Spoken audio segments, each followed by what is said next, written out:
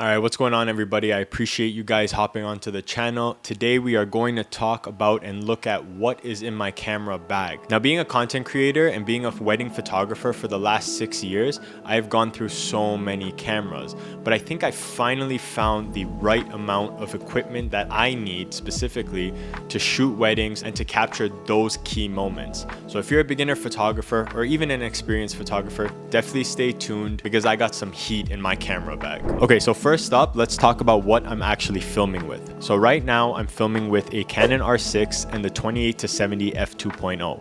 Now the Canon R6 is a great second body, and that's what I use it for. With its low megapixel count, it's great for low light, and honestly it helps me out a lot when I'm shooting receptions. But the 28-70 2.0 lens is a beast.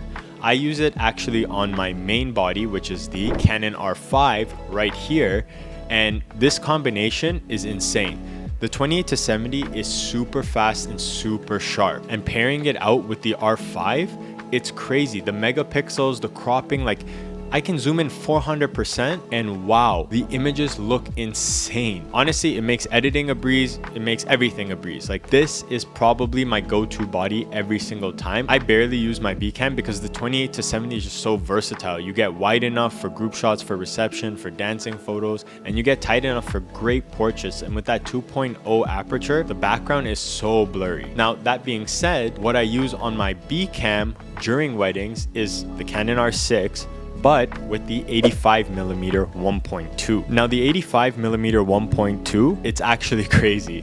Like, if you want to really blur out the background insanely, this is the go-to lens. Like, when I shoot portraits on this, I am always astonished. Now, mind you, I'll be very honest with you, I don't use it a lot and I really should, but it is just so heavy having the A cam with the 28-70 and then the B cam with the 85 on my back. Like, yo, it hurts a lot. So I tend to use the 28-70 with the R5 for most of the wedding day. But when I do bring this out, like, the pictures are just crazy. At 1.2, they are so crispy. I would definitely invest in this lens and the 28-70 if you're on the fence about it. Okay, so we covered the cameras that I use, the R6, the R5, 28-70, and the 85 1.2.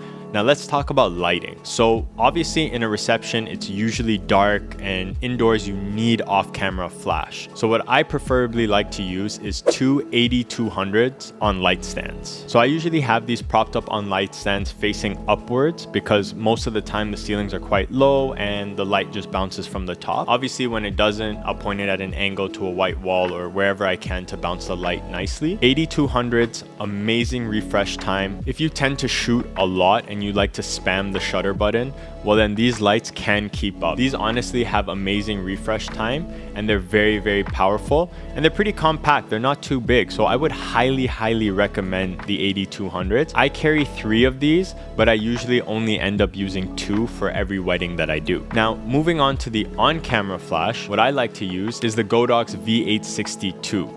Now I have 2 of these for both of my cameras. Again, because it's the Godox system, it acts as a flash and a trigger for the 80-200s, so I don't have to worry about, you know, setting up a whole trigger system or anything like that. Everything is very seamless, and I would highly recommend these. Now I know there are newer ones out there from Godox, like the VC1, I believe, the one with the circle head. I've actually tried using that and I found that it wasn't as powerful as this one. I may have gotten a defective one, I'm not sure, but it ended up breaking and I just never replaced it. For me personally, I love these flash. The V862, it's amazing. Now to talk a little bit about accessories, obviously I have a ton of Canon batteries. Just in case, you know, I run out of battery, I probably have like 8 of these in my bag. I know it's overkill, but I like to keep it just in case. I have an awesome Pelican pouch for all of my memory cards. Once I'm done with the shoot, I take it out and I put it here, and then obviously I'll go home and I'll back it up on a SanDisk SSD. And I did forget to mention, I also do have a wide lens that I use for videography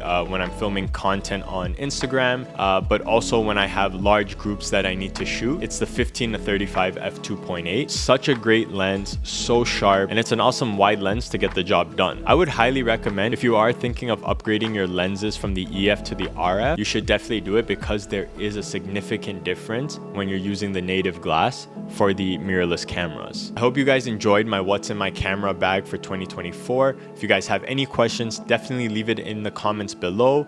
If you like this video, definitely subscribe because there's a lot more to come. Alrighty, peace.